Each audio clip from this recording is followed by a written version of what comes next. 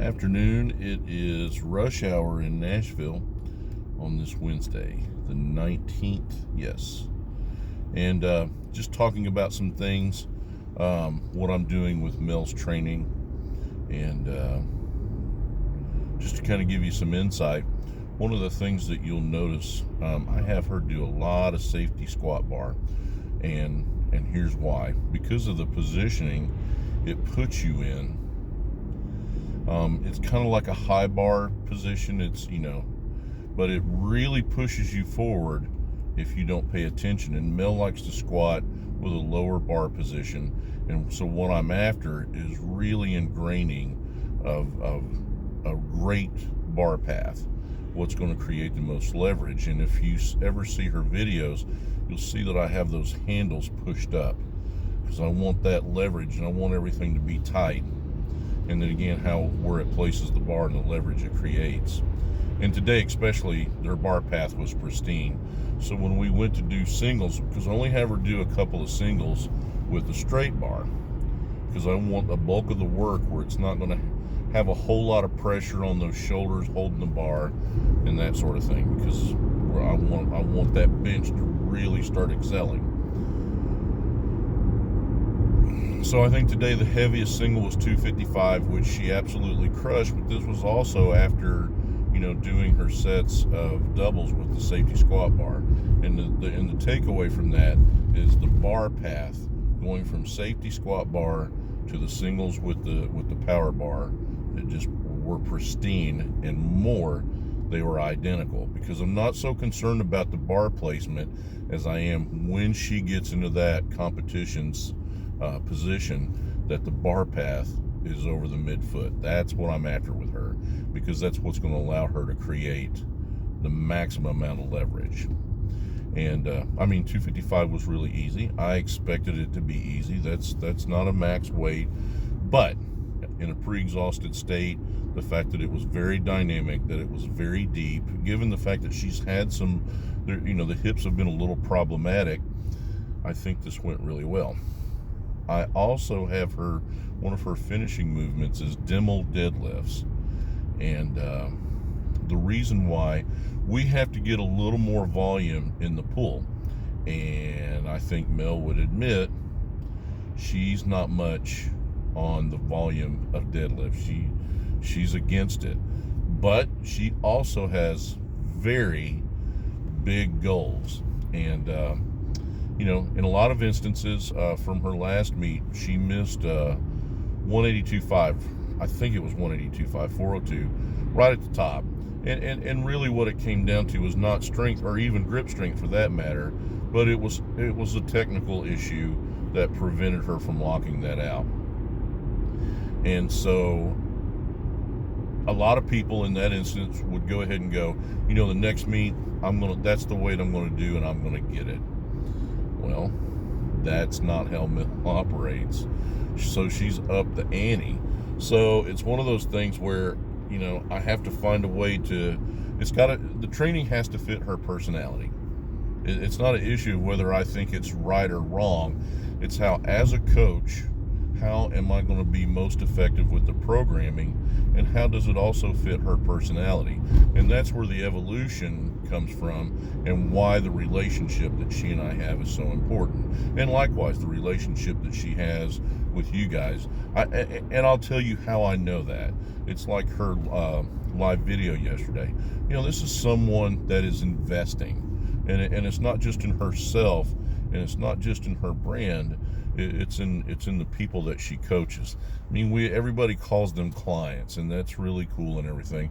Well, using me as an example, and I use me because it's what I know, it's what I live. I have clients that I have been coaching online 7-8 years. I have some that we go, I just give you a quick example.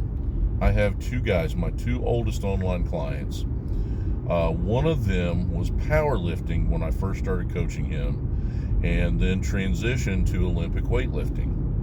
And we've been to see him, a half a dozen times in this period of time. When we first met, powerlifting was what I'd coached him.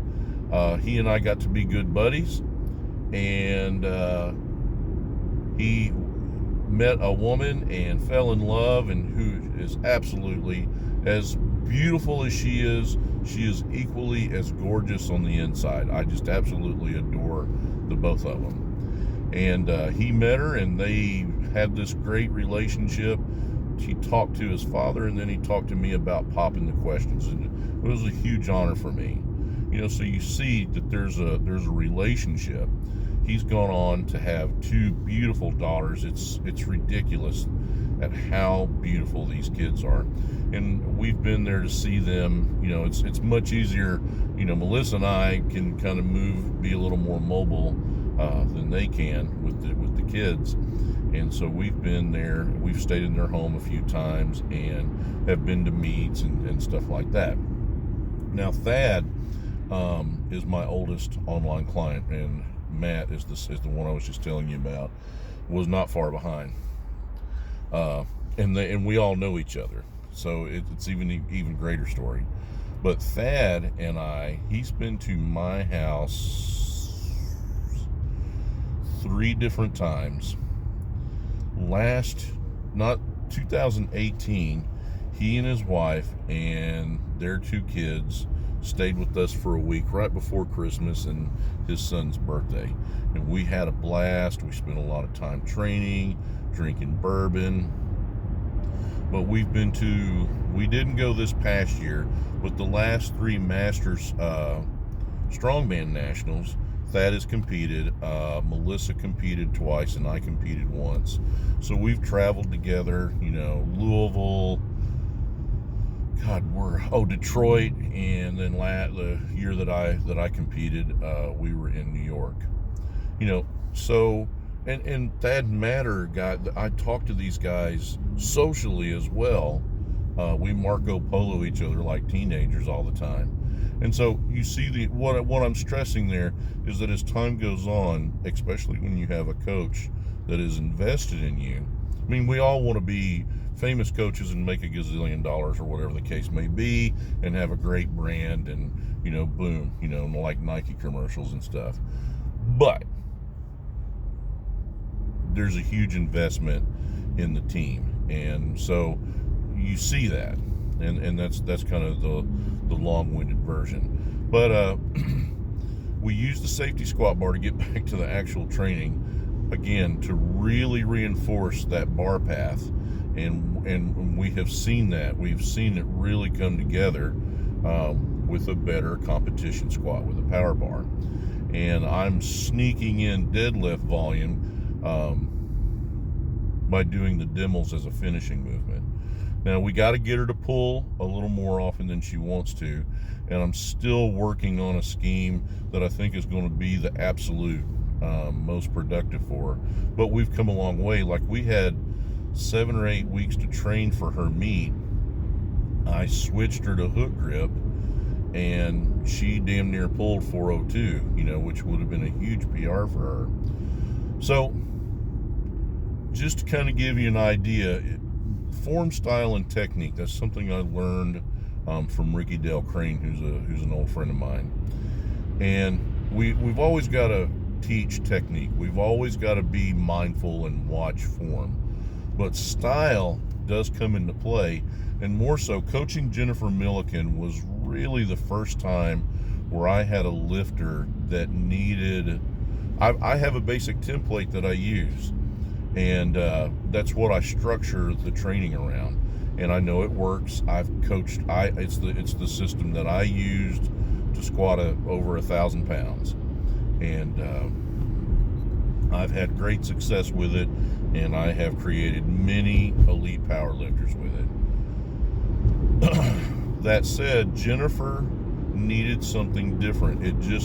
She was getting stronger. She's certainly getting better, but it just didn't click. And that's when I learned that, I have, my strength is being able to learn the lifter, what their tendencies are, and then what do we do that kind of fits their personality.